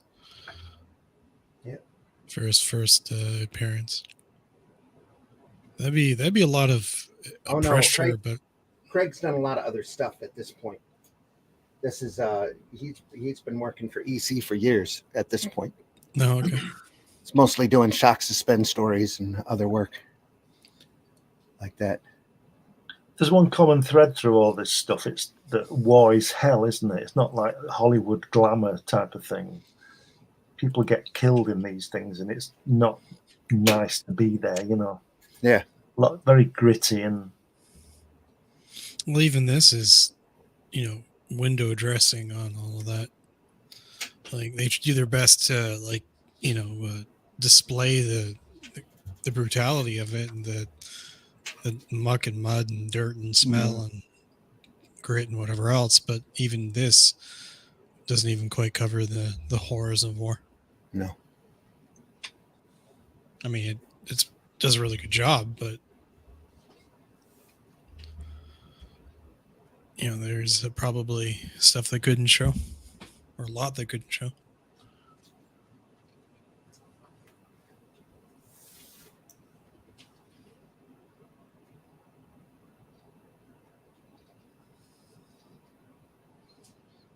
This is far more cartoon-like, isn't it? Yeah, very much a lot wider open. Almost Milt Caniff influenced. Yeah. Got His that fate, picture. the bottom left hand. Yeah, you're looking at the right there. It's great lighting. Then you Yeah. go to the left hand panel, and it's almost a cartoon. Really open. Yeah. No, on the right hand page, left hand panel at the bottom, that one. With this, yeah, it's very cartoony. Yeah. Yep.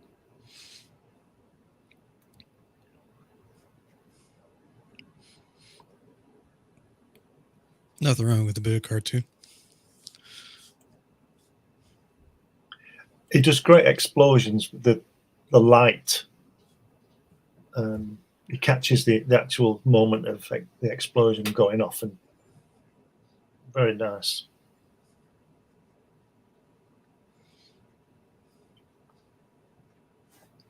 Yeah, there's real power in that one. Yep. And the trees behind him, Mm. behind those guys, it's really good. Yeah, again, negative space as the strike lines go past the trees. Yeah. Yeah.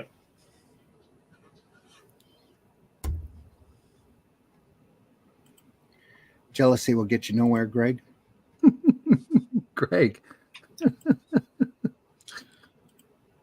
God, it's like, is he a bot or what? Has he No got idea. nothing better to Obviously. do? Yeah, that's right. He's just wasting his time. Telling us we've got nothing better to do. I'm quite enjoying just looking through this with some friends. It really doesn't matter whether I've got fans or not. Yeah. Yeah. Mm, Yeah. Lighten up. Roots chill hard. out, mate. Chill out. I used to have an art teacher that really didn't understand a lot about art theory, but hung on the term negative space and used it in almost every single lecture and every single piece of art and constantly talked about it, and then very little else, right? And couldn't explain art to save your life, or couldn't explain composition, couldn't explain rule of thirds, none of it, just negative space. Yeah. We got a bit of negative space in the comments today. That's a great panel up next. The one over from that one. That- Nervous laughing, Greg. You sad sack of shit. Yeah. I can't even. I'm still stuck on the full screen because of how I'm streaming it. That's all right. There's nothing there that's worth it. Believe me. Yeah, but my curiosity is far more entertaining. Yeah.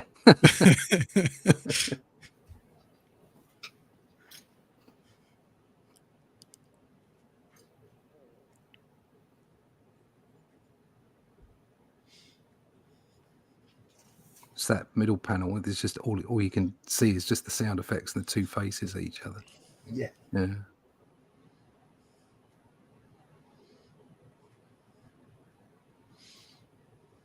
Go back, but I'll stay here, covered with branches. And why not? I'm dead. Shot through the helmet.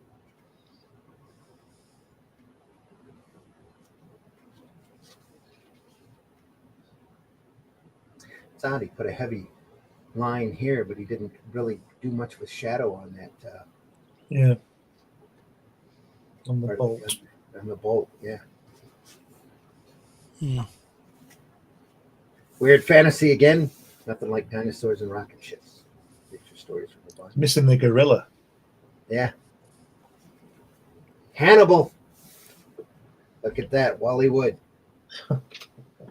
Best of the best here. Look at Little that. zip screen here. Great work back in the back here. There's some negative space right there. And on the mountains. Yeah.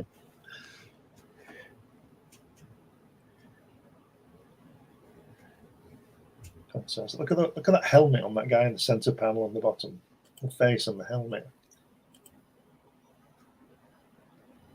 Yep. The art teacher always tried to ask us what method of how we created a piece, and she was always a stickler for us going in to make sure that we used some kind of art theory to generate a piece rather than just drawing something. And half the class would just be like, we're just drawing it,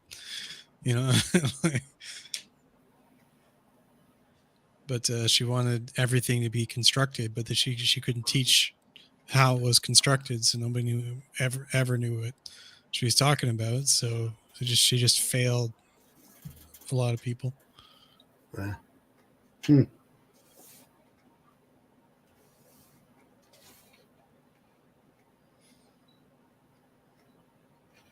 Wood here. That dual shade at work here. Great stuff. Look at that face.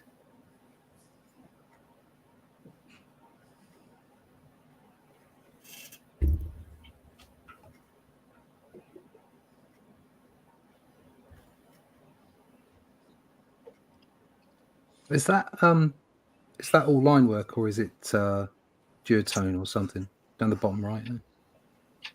Here, this is dual shade here, yeah. Right, duo shade, yeah. This is painted in.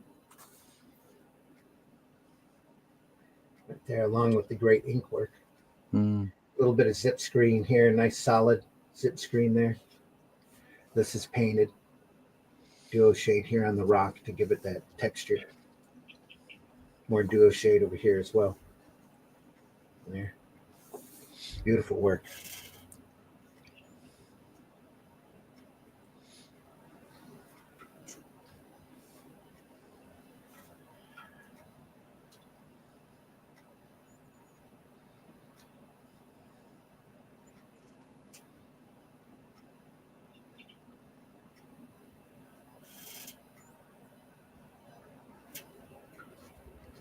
Nothing else. I'm turning the page. Here we go.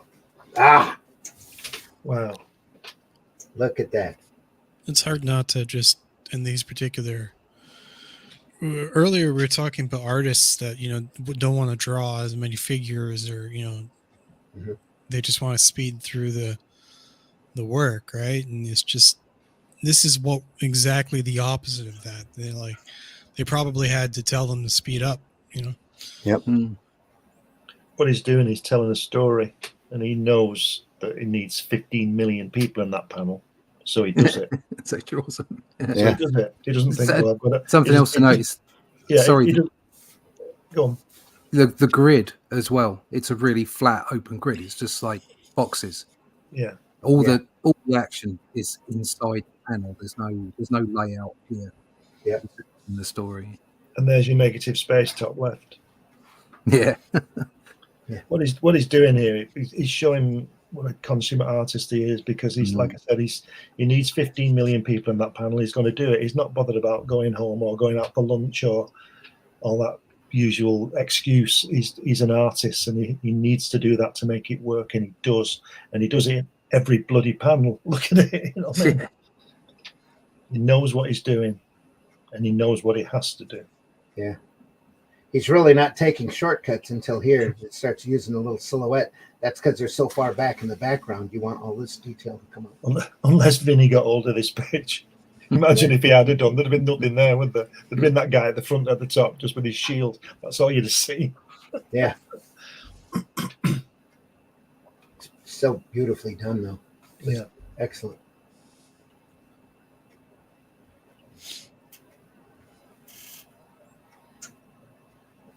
One of the things that I liked about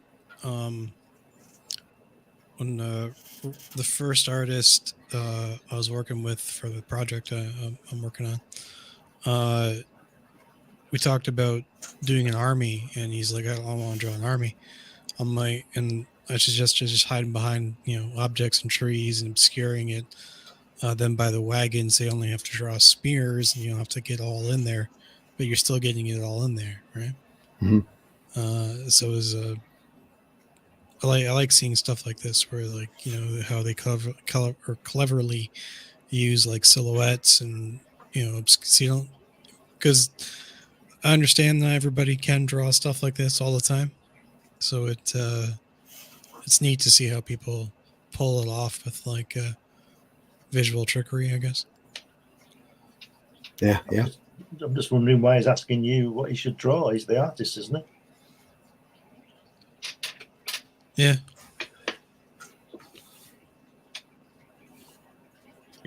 You said I want an army, and he's saying, well, how many's in an army? Yeah. Well, 20,000 in an army, so get drawing. Start now. Yeah. It's not a squad. I don't want 4. I want 4,000. Get on with it. Still use it, Hannibal. Where are you? I want to see you just once before I die fighting for you. Yeah.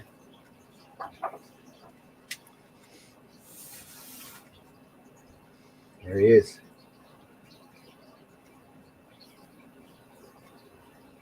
Look at that. This is gorgeous. It's a bit blurry. Are his eyes closed? Yeah. Right. Yep. His eyes are closed. Oh, look at those planes. I thought that was barbed wire for a moment. Yeah. Wow. Tide. What's that? Oh, haha. It's a great Joe Kubert Wow. coming in. I think you should save this one for next week. Should we? Well, it's quarter to. Have we got time? We got 20 minutes. Okay. Yeah. Look at that. Beautiful, isn't it? There's the left page, last panel there. There's a statue that looks very reminiscent of that face. Yeah. Julius Caesar.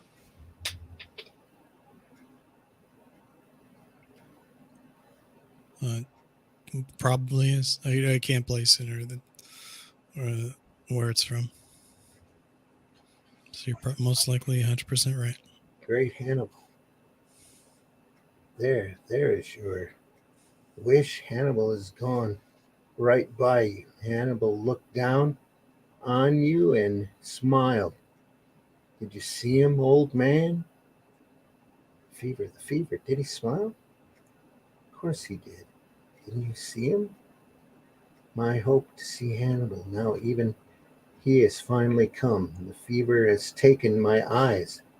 I saw nothing. Oh yeah, his eyes are open. He's blinded. Did he really smile? He's blinded by the fever. These written by Harvey Kurtzman. Yeah. Right. Can you imagine? Telling Wally Wood what you want? Just let him go. Jack Davis and John Severin say, "Oh, by the way, John, I want this. Yeah. Here's a few layouts." Bit of zipatone at work here.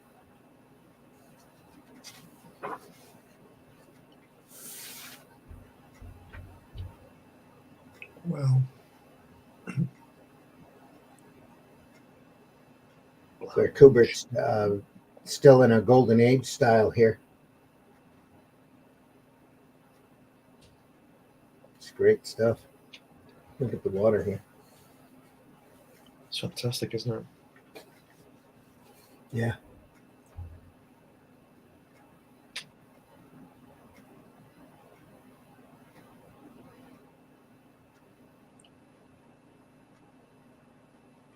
Here. This will make the water precious. The signalmen set up the markers. We'll blow a gap here. Whoosh. This water's cold. Let's blow this element C thing. You boys know what to do. I'll be darned. It's exactly like Navy intelligence said it would be. It's a ploosh.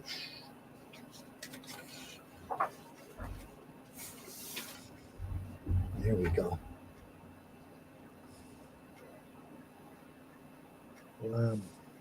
Negative space. Yep. A bit of zip, a lot of zip actually on this. Great spacing though. It's just right when to put it. At this point, Kubert's about 10 years into his career, maybe 15.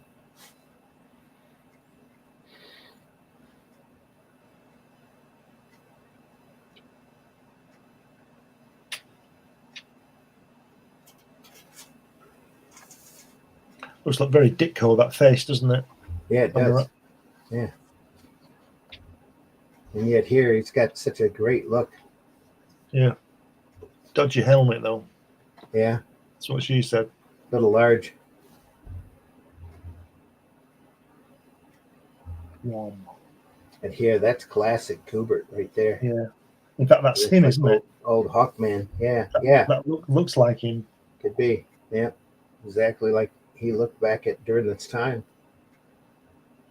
It's incredible. Nice.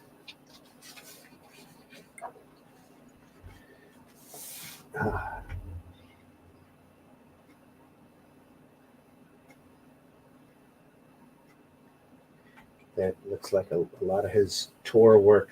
He was doing tour around this time anyway. So, What do you mean? Oh, yeah. Sorry. Yeah. Oh, yeah. Yeah. Yeah, his caveman tour. Yeah. Work he was doing. Yeah, that's right around this period.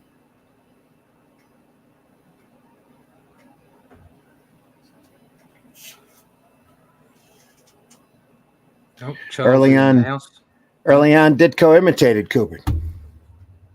Mm. Yeah.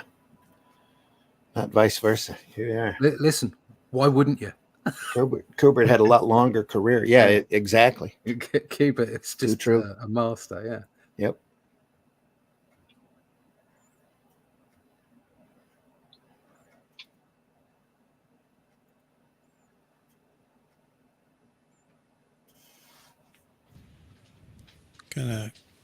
I'm both sad and glad we're nearing the end of the stream.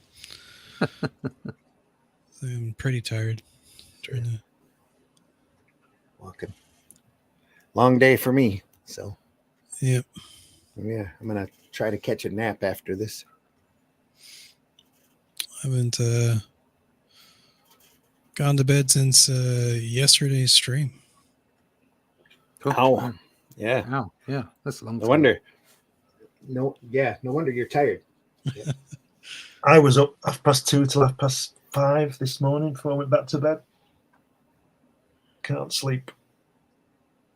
Yeah. Tangle of Gulf weed drifted out to the horizon, and soon it was lost to view. Can't get no sleep. Yeah. But then again, you get things done and you're going to be asleep for a long time at some point. Yeah, so at some point, yeah. Just get on with it, you know. Sleep If when you've I'm got to dead. draw an army, draw an army. Coming up next time on Two Fisted Tales, number 33, great Wally Wood cover there. Hey, Yeah. Court. Look at that. Get that wire and take cover. Whoa. Wow. I think we did a post about this one on Twitter with it's black and white with no color, and it's got the copy and pasted Two Fisted Tales thing on it, and the quote alongside of Wally Wood's quote about what you can't paste up, and because people are complaining about using reference and 3D assets, and so different things. Too many easy outs anymore. Yeah. Just draw it. Yep. Got to just draw it. Use a reference, use a light table, use what you have to. Sticking a bookmark in there. We've been looking at Two Fisted Tales from the great Russ Cockrum reprints. Shot off of the originals in black and white. Great EC line. Folks, the best of the best.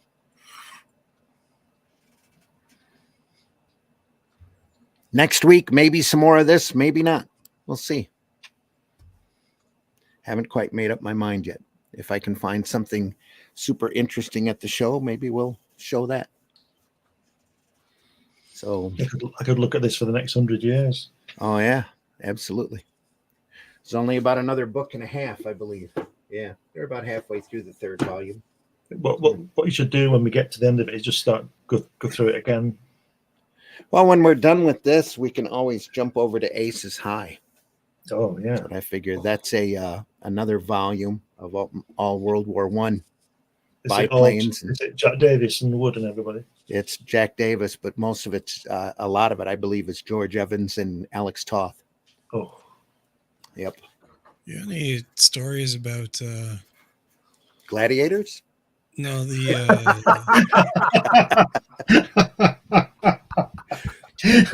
That might be a reference before your time. do you have any stories about the Old West? Oh yeah, that's coming up. We'll hit that about part 9 or 10. have you got any stories about gladiators? That'd be Alex Raymond, wouldn't it? Type of stuff. Yeah, here's the cover for the 4th volume. That should answer your There you question. go. John Severin. That's how you draw horses, isn't it? There you go. Look at that. Classic stuff. Most of that's Western stories. Safe for the Comic Code Authority. So, on Just some give of us that. just give us a peek of the inside of that, Randy. All right. Just open it anywhere and just see. Let's see what there is. I opened it up to another cover. Let me find some great stuff. Here is this is Mr. George Evans here. Yep. It's not Western, but it's Flaming Coffins. Oh, look at that! Look at that! Oh, love George Evans. Wow. That's fantastic stuff. That's the cover I opened up to. John Severin again. Look at that! Look at the way that guy's lying down with his Jack Davis feet. Look at the way he's lying down. He's dead, isn't he? Yeah. All the way. Wow! Oh, look at that! Oh my! Isn't that great? Mm. More great stuff to come, folks. That's why we look at this. It's the best of the best. Let's keep going for another 3 hours. Another 3 hours. Next time we'll go for another couple hours. Well, sorry. Earthquake. They can eat an omelet and a coffee at that point and a quick nap if we're gonna go for another. Frontline combat too. Yeah, we've got those, Charles. I've got those. We'll look at those. Absolutely. Great stuff. Just the 2 Fisted Tales, though, you never know what you're going to find from story to story. They jump around in history a lot. And it's just so many great people in it. It's just so much fun to look through. And again, folks, we deeply appreciate you stopping by. Hit that like button. We know the majority of our viewers, despite what these trolls might think, all watch us after the fact on all of the different platforms that we're on. We deeply appreciate you too. Even though you're not watching us live, we hope that we entertain you and show you some phenomenal stuff. That's the whole reason why we do this. We love this art form. We love these folks that have come before us, and we look at their material in awe and inspiration. The different techniques that they used, the storytelling that they did, the stories that were done. It's just some great stuff. Whiskey, tell folks how they can find you. Sure, you can find me at the bottom left there at the old Hex, Bandit Ricochet. Just type that in and something might pop up. Look something like this. If you go on that and click on the link here, you'll see some of my artwork here, action figures, 3D models, all kinds of stuff.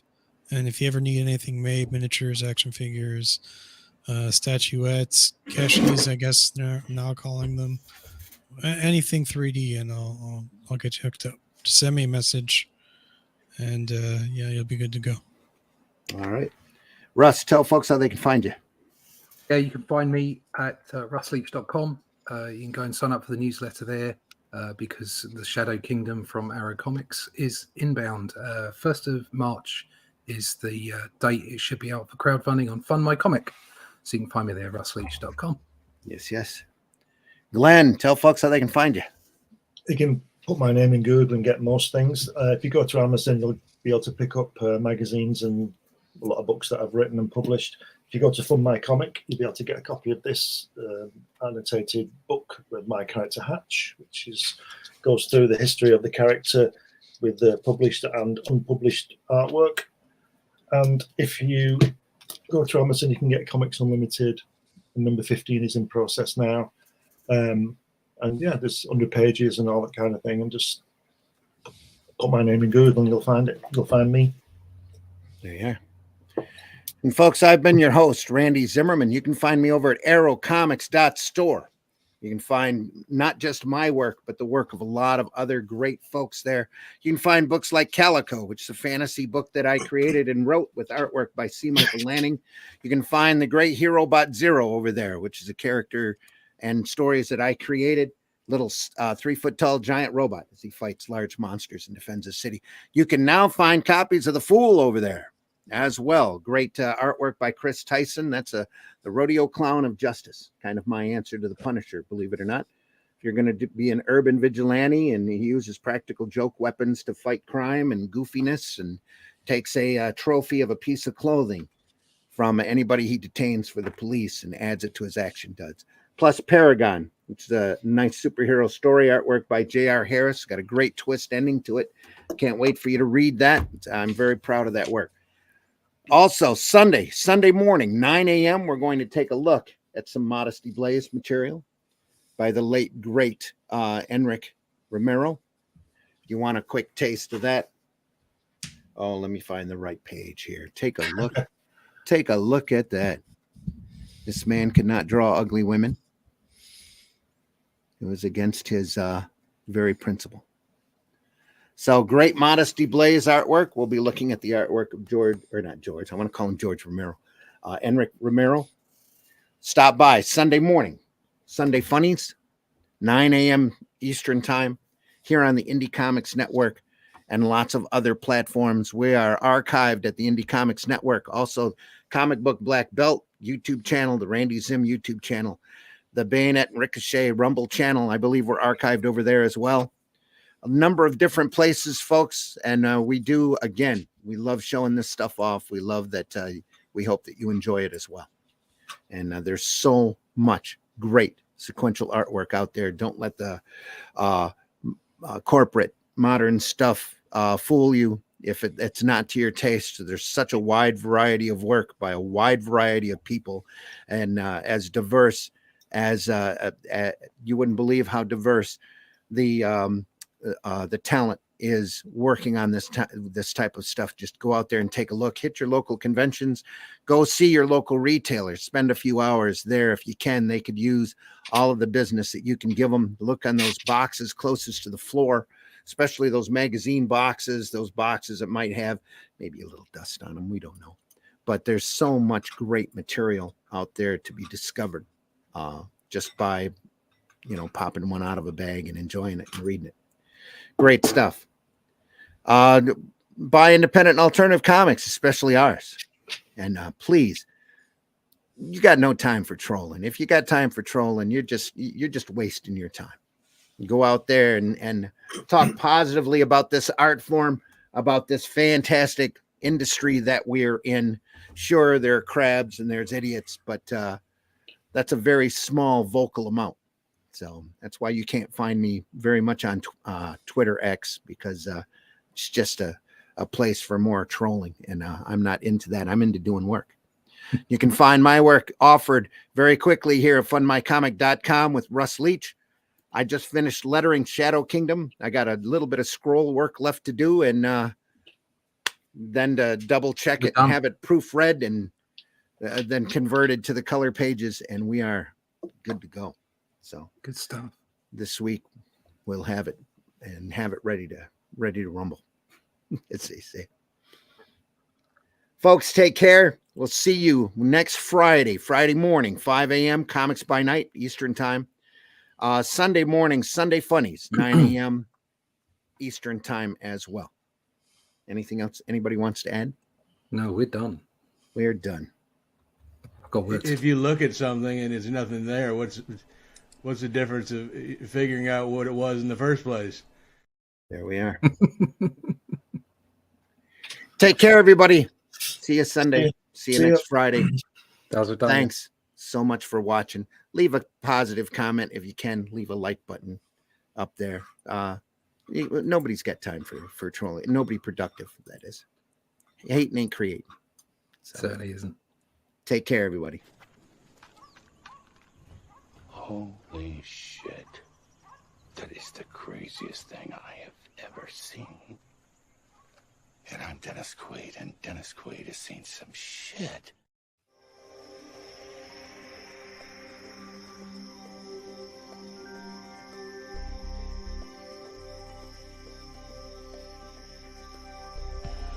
What was that? This is not a charade. We need total concentration. Now, once again, this time, with theory. Some men just want to watch the world burn. Can't nobody tell me nothing. How dare you? Get off my lawn.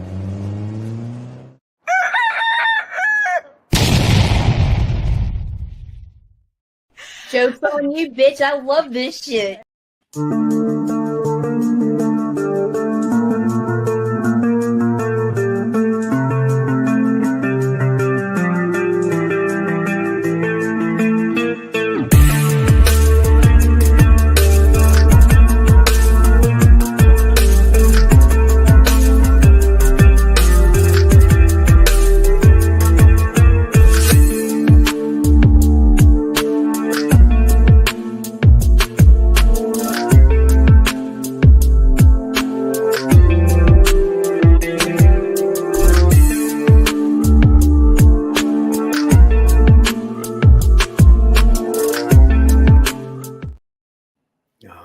Somewhere here.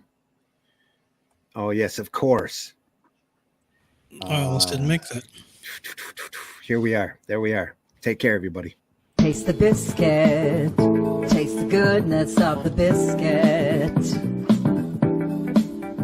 Taste the honey sauce. Taste the goodness of the biscuit with the honey sauce.